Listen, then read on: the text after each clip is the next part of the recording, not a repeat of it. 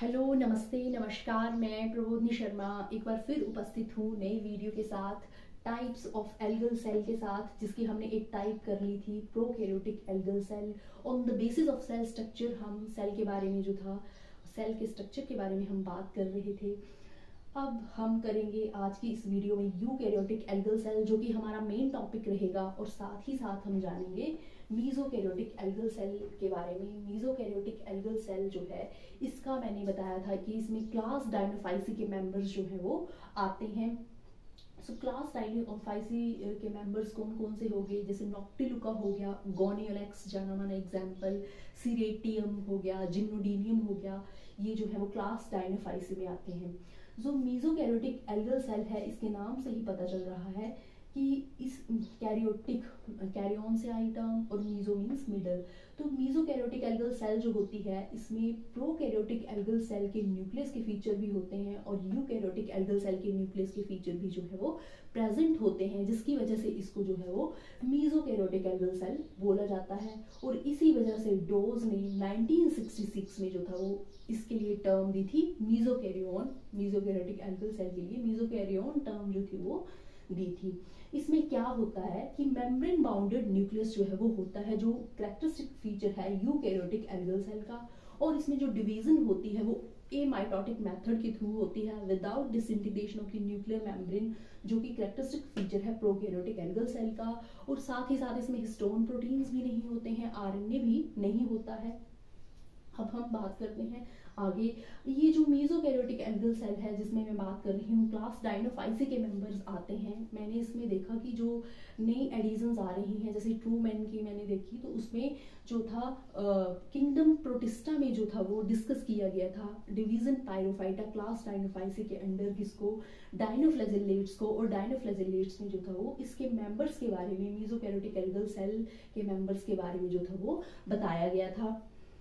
साथ ही साथ golden algae, जैसे कि हम डेस्मिड्स बोलते हैं, और डायटम्स के बारे में भी जो था वो किंगडम प्रोटिस्टा में दिया था क्राइसोफाइट्स के अंडर। अब हम बात करेंगे यूकैरियोटिक एल्गल सेल के बारे में। यूकैरियोटिक एल्गल सेल, इसमें क्लास साइनोफाइसी और क्लास डायनोफाइसी को छोड़ के बाकी सभी क्लासेस के मेंबर्स जो है वो आते हैं।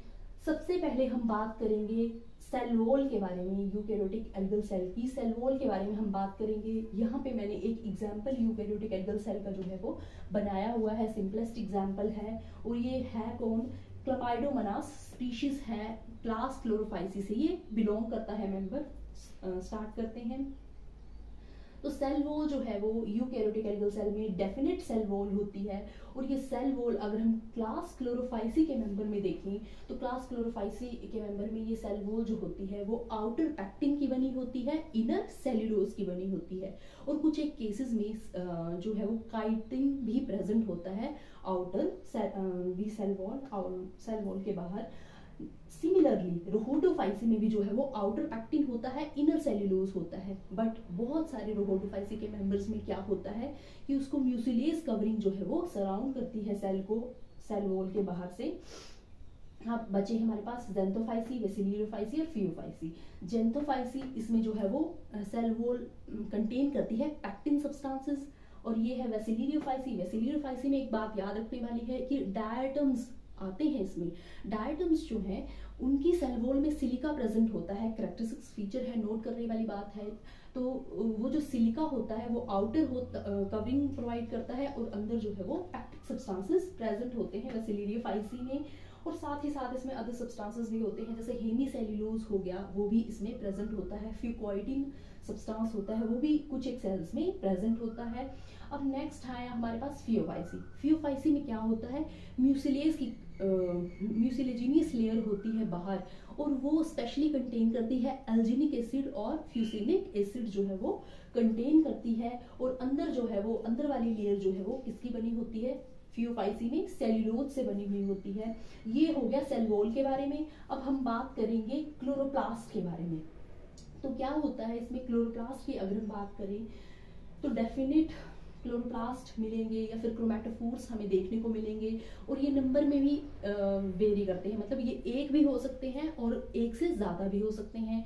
तो एक जो है क्लोरोप्लास्ट प्रेजेंट होता है। क्लमाइडोमोनास में मैंने बताया हुआ है एक कप शेप्ड क्लोरोप्लास्ट है ये। इसके अलावा क्लोरेला में भी जो है वो एक क्लोरोप्लास्ट प्रेजेंट होता है, और भी बहुत सारे एग्जाम्पल हैं। और एक से ज़्यादा क्लोरोप्लास्ट की अगर हम बात करें तो जाइगीनीमा जो है उसमें 2 जो है वो स्टार शेप्ड क्लोरोप्लास्ट जो है वो प्रेजेंट होते हैं। और बहुत सारे डिस्कॉइड क्रोमेटोफोर्स होते हैं वोचेरिया में जो है वो एसेप्टेट और मल्टी न्यूक्लिएट कंडीशंस भी प्रेजेंट होती है, इसको सिग्नोसिटिक बोलते हैं। उसकी बात हम आगे करेंगे, न्यूक्लियस की बारे जब आएगी तब बात करेंगे उसकी। अब आते हैं हम क्लोरोफाइसी के ऊपर। तो क्लोरोफाइसी में अगर हम क्लोरोप्लास्ट की बात करें तो क्लोरोफाइसी के मेंबर्स में क्या होता है कि बहुत सारी शेप्स की क्लोरोप्लास्ट जो है वो प्रेजेंट होते हैं, जैसे कि कप शेप्ड है क्लमाइडोमोनास में, स्टार शेप्ड होता है जाइगीनीमा में, डिस्क शेप्ड होता है चारा में, स्पाइरल होता है स्पाइरोवाइरा में, रेटिकुलेट होता है ओइडोगोनियम में। तो बहुत सारी शेप जो हैं, जैसे और गर्डल शेप्ड होता है अलोथेरिक्स में। तो ऐसे बहुत सारी शेप्स जो है वो क्लोरोफाइसी के मेंबर में होती हैं क्लोरोप्लास्ट की। साथ ही साथ इसमें अगर हम क्लोरोप्लास्टिक पिगमेंट की बात करें तो क्लोरोफिल ए होता है, क्लोरोफिल बी होता है, और कैरोटीन होता है, ज़ेंथोफिल्स जो है वो इसमें होते हैं। और साथ ही साथ यहाँ पे पायरेनॉइड बताई हुई है। तो ये जो पायरेनॉइड होती है इसमें सेंट्रल प्रोटीन होती है जिसको पायरिनोक्रिस्टल बोलते हैं, और बाहर ये सराउंडेड होती है स्टार्च शीथ के थ्रू। तो स्टार्च शीथ जो है और ये जो सेंट्रल प्रोटीन है ये मिलके बनाते हैं पायरेनॉइड। ये पायरेनॉइड जो है वो फोटोसिंथेसिस में रोल प्ले करती है। ये CO2 फिक्सेशन करती है with the help of enzyme ribulose one five bisphosphate. अब और एक इसमें क्लोरोप्लास्ट में एक चीज और एसोसिएटेड होती है, ये टॉप पे है स्टिग्मा, इसको आई स्पॉट भी जो है वो बोलते हैं। तो इसमें फैट ग्लोब्यूल्स होते हैं और ये फोटोटैक्सिस का काम करता है, मतलब सेल की मूवमेंट करेगा टूवर्ड्स द लाइट और away from the light, photo damage से बचने के लिए और प्रॉपर लाइट मिल सके उसके लिए जो है वो हेल्प मिलती है स्टिग्मा की फोटोटैक्सिस के थ्रू। नेक्स्ट आता है हमारे पास क्लास ज़ेंथोफाइसी। अगर हम ज़ेंथोफाइसी की बात करें तो ज़ेंथोफाइसी में जो है वो डिस्कॉइड क्रोमैटोफोर्स होते हैं। पायरेनॉइड्स ज़ेंथोफाइसी के मेंबर्स में एब्सेंट होती हैं। और अगर हम पिगमेंट्स की बात करें तो क्लोरोफिल ए होता है, very little amount of chlorophyll E होता है, बीटा कैरोटीन होते हैं, और ज़ेंथोफिल्स जो है वो क्लास ज़ेंथोफाइसी के मेंबर्स में होते हैं। और नेक्स्ट आता है हमारे पास वेसिलिडियोफाइसी। वेसिलिडियोफाइसी की अगर हम बात करें तो वेसिलिडियोफाइसी में क्या होता है, इसमें आते हैं डायटम्स। तो एक होते हैं पिन्नेट डायटम्स, एक होते हैं सेंट्रिक डायटम्स। पिन्नेट डायटम्स की अगर हम बात करें तो उसमें जो है वो 1 और 2 जो है वो पेराइटल क्रोमैटोफोर्स जो है वो होते हैं प्लेट लाइक, जबकि जो सेंट्रिक डायटम्स होते हैं उसमें बहुत सारे क्रोमैटोफोर्स जो है वो होते हैं। और इसमें पायरेनॉइड की अगर हम बात करें तो नेक्ड पायरेनॉइड जो है वो इसमें होती है सेंटर में। और क्या बचा इसमें, पिगमेंट्स। यस, इसमें पिगमेंट्स होते हैं, क्लोरोफिल ए होता है इसमें, क्लोरोफिल सी इसमें होता है, कैरोटीन और ज़ेंथोफिल्स जो है वो होते हैं। और साथ ही साथ इसमें जो क्रोमैटोफोर्स होती हैं वो ब्राउन कलर की होती हैं। ब्राउन एल्गी की भी हम बात करेंगे जो कि फियोफाइसी है। तो बट इसमें क्रोमैटोफोर्स ब्राउन कलर की होती हैं। वो किसकी वजह से होती हैं, वो कैरोटिनॉइड्स की वजह से जो है वो ब्राउन कलर की होती हैं। अब नेक्स्ट आता है हमारे पास फियोफाइसी। जो क्लास फियोफाइसी है इसको ब्राउन एल्गी बोलते हैं। इसका थैलस का कलर ब्राउन कलर का किसकी वजह से होता है, फ्यूकोजेंथिन की वजह से, जो कि एक ज़ेंथोफिल है। और इसमें जो है वो एक या एक से ज़्यादा क्रोमैटोफोर जो है वो हो सकते हैं, शेप में वेरी कर सकते हैं। और इसमें अगर पिगमेंट्स की बात करें तो क्लोरोफिल ए होता है, क्लोरोफिल सी होता है, बीटा कैरोटीन होता है, और ज़ेंथोफिल्स जो है वो इसमें होते हैं। और फ्यूकोजेंथिन की वजह से इसकी थैलस का कलर ब्राउन होता है। नेक्स्ट आता है हमारे पास रोहोडोफाइसी। अगर हम रोहोडोफाइसी की बात करें तो रोहोडोफाइसी जो है वो हायर क्लासेस में आ गई। रोहोडोफाइसी में अगर हम पिगमेंट्स की बात करें, पिगमेंट्स की पहले मैं बता लेती हूँ, इसमें लोअर फॉर्म्स होती हैं, हायर फॉर्म्स होती हैं। लोअर फॉर्म्स में आगे जैसे निमैनियो नील्स आगे, वेंगियोइडी आगे, उसमें क्या होता है, उसमें क्रोमैटोफोर्स जो है वो स्टिलेट और एक्साइल क्रोमैटोफोर होते हैं। और पायरेनॉइड होती है सेंटर में, नेक्ड पायरेनॉइड। इसमें लोअर रोहोडोफाइसी मेंबर्स में, जबकि जो हायर क्लास हायर मेंबर्स होते हैं इसमें हायर फॉर्म्स होती हैं उसमें, जैसे फ्लोरिडी आ गया, उसमें क्या होता है, उसमें पायरेनॉइड नहीं होती है और उसमें डिस्कॉइड क्रोमैटोफोर्स होते हैं और वो नंबर में ज़्यादा होते हैं। इसके अलावा क्रोमैटोफोर्स की हम यहाँ पे बात करें, क्रोमैटोफोर्स इसमें वेल होते हैं, मतलब कलर्ड प्लास्टिड को क्रोमैटोफोर्स बोलते हैं, किसमें रोडोफाइसी की बात कर रही हूँ। और वो क्रोमैटोफोर्स जो है वो डबल मेम्ब्रेन बाउंडेड होते हैं, डबल मेम्ब्रेन बाउंडेड स्ट्रक्चर होते हैं और वो फोटोसिंथेटिक लेमेल्ले कंटेन करते हैं, जिनको हम थाइलेकॉइड्स बोलते हैं। और हम अगर पिगमेंट्स की बात करें, थाइलेकॉइड्स में एक और इम्पॉर्टेंट बात है कि थाइलेकॉइड्स के साथ साथ पैरेलली अरेंज्ड होती हैं, फाइकोविलिसोम्स ग्लोब्यूल्स की तरह अरेंज्ड होते हैं। और इसमें जो है वो पिगमेंट्स के ऊपर आते हैं, तो पिगमेंट्स होते हैं क्लोरोफिल ए, क्लोरोफिल डी, इसमें मेन पिगमेंट हो गए। इसके अलावा और पिगमेंट्स होते हैं, कैरोटीन होते हैं, ज़ंथोफिल्स होते हैं। कैरोटीन इसमें अल्फा बीटा दोनों कैरोटीन्स होते हैं और साथ ही साथ इसमें विली प्रोटीन्स होते हैं। विली प्रोटीन्स का इसमें बहुत मेन रोल है, सुनने वाली बात है ये ध्यान से, कि जो विली प्रोटीन्स होते हैं आर फाइकोसाइनिन और आर फाइकोएरिथ्रिन, वो क्या करते हैं इसमें, वो थैलस को कलर प्रोवाइड करते हैं। कैसे? आर फाइकोसाइनिन जो कि ब्लू कलर प्रोवाइड करता है, जबकि are phycoerythrin red colour provide करता है। तो इसमें जो आर फाइकोएरिथ्रिन है उसका अमाउंट ज्यादा होता है, जिसकी वजह से रोडोफाइसी के मेंबर्स का जो थैलस होता है उसका कलर जो है वो कैसा होता है, वो रेड कलर का होता है आर फाइकोएरिथ्रिन की वजह से। अब ये तो आ गया हमारे पास क्लोरोप्लास्ट के बारे में। इसके अलावा इसमें और ऑर्गेनेल्स होती हैं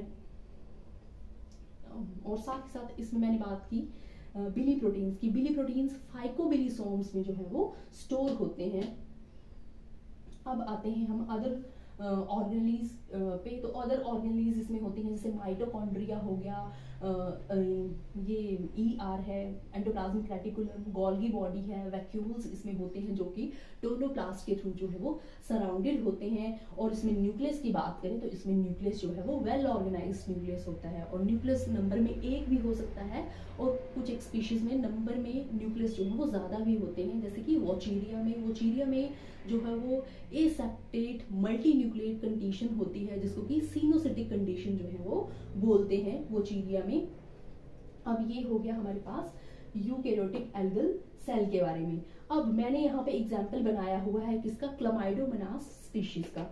अब क्लमाइडोमोनास के बारे में थोड़ा सा बात कर लेते हैं। क्लमाइडोमोनास में क्या है कि ये जो फ्लैजेल्ला है जो कि नंबर में 2 है, ये कहाँ से अराइज करते हैं, ब्लेफरोप्लास्ट से यहाँ से जो है वो ओरिजिनेट करते हैं। और होते कैसे हैं, ये एक्रोनिमेटिक होते हैं। एक्रोनिमेटिक मींस लॉन्ग होते हैं और स्मूथ होते हैं। अगर पेंटोनिमेटिक में बोलती तो पेंटोनिमेटिक शॉर्ट होते हैं और हेयरी फ्लैजेल्ला जो है वो होते हैं। तो ये अराइज करते हैं फ्लैजेल्ला कहाँ से, ब्लेफरोप्लास्ट से जो है वो अराइज करते हैं। अब ये ब्लेफरोप्लास्ट जो है ये कनेक्टेड होती हैं किसके थ्रू, एक कनेक्शन के थ्रू जिसको बोलते हैं पैराडेस्मोस। तो ये पैराडेस्मोस के थ्रू जो है ब्लेफरोप्लास्ट आपस में कनेक्टेड होती हैं और दोनों में से एक ब्लेफरोप्लास्ट फर्दर कनेक्टेड होता है किसके साथ, विद द हेल्प ऑफ पैराडेस्मोस राइजोप्लास्ट के थ्रू जो है वो कनेक्टेड होता है और वो ये सेंट्रोजोम न्यूक्लियस के साथ जो है वो कनेक्टेड होते हैं और ये फर्दर कनेक्टेड होते हैं किसके साथ, न्यूक्लियोलस के साथ। तो ये जो है एक इंसिपिएंट नर्वस सिस्टम जो है यहाँ पे देखने को मिलता है, बट इसको इलेक्ट्रॉन माइक्रोस्कोप के थ्रू अभी तक स्टडी नहीं किया गया है, बट ऐसा माना जाता है इसको इंसिपिएंट नर्वस सिस्टम। और हम बात करते हैं पायरेनॉइड की। तो पायरेनॉइड जो है और क्लोरोप्लास्ट जो है, क्लोरोप्लास्ट की शेप सिर्फ इसमें कप शेप ही नहीं होता है क्लोरोफाइसी में, जैसे कि मैं पहले भी बात कर चुकी हूँ शेप के बारे में। तो अगर हम क्लोमाइडोमोनास की बात करें तो क्लोमाइडोमोनास में भी सिर्फ कप शेप्ड क्लोरोप्लास्ट ही नहीं होता है, इसमें और शेप्स के क्लोरोप्लास्ट भी जो है वो प्रेजेंट होते हैं। फॉर एग्जांपल यहाँ पे तो क्लोमाइडोमोनास की एक स्पीशीज है जिसमें कप शेप्ड बताया हुआ है। क्लोमाइडोमोनास रेटिकुलेटा में रेटिकुलेट क्लोरोप्लास्ट होता है। क्लोमाइडोमोनास बाइसिलिएटा में जो है वो एच शेप्ड क्लोरोप्लास्ट होता है। और भी कई स्पीशीज हैं, क्लोमाइडोमोनास अल्पाइना, उसमें डिस्क शेप्ड क्लोरोप्लास्ट जो है वो होता है। और पायरेनॉइड की बात करें तो पायरेनॉइड भी जो है जर्नली तो नंबर में एक ही होती है, बट क्लोमाइडोमोनास डेवरियाना में 2 जो है वो पायरेनॉइड्स होती हैं। क्लोमाइडोमोनास फैंगिकोला में बहुत सारी पायरेनॉइड्स होती हैं। और पायरनॉइड्स एब्सेंट भी होते हैं कुछ एक स्पीशीज में। क्लमाइडोमोनास रेटिकुलेटा में जो है वो ये पायरनॉइड्स एब्सेंट होती हैं। अब हम बात, यहाँ पे मैंने 2 जो है वो क्लमाइडोमोनास की स्पीशीज लिखी हुई हैं। ये 2 स्पीशीज ऐसी हैं, क्लमाइडोमोनास बेसिस्टिलेटा और क्लमाइडोमोनास विरिडिमाक्युलेटा। इनमें क्लोरोप्लास्ट ही एब्सेंट होता है। मैंने HN श्रीवास्तवा की बुक में ये चीज़ देखी, मुझे भी हैरान करने वाली लगी बात, बट आप भी नोट कर लो। क्लमाइडोमोनास बेसिस्टिलेटा और क्लमाइडोमोनास विरिडिमाक्युलेटा में जो है क्लोरोप्लास्ट ही एब्सेंट होता है। हैरानी की बात है। सो आज के लिए इतना ही। थैंक यू, मिलेंगे नेक्स्ट वीडियो में। Please like, share and subscribe my channel.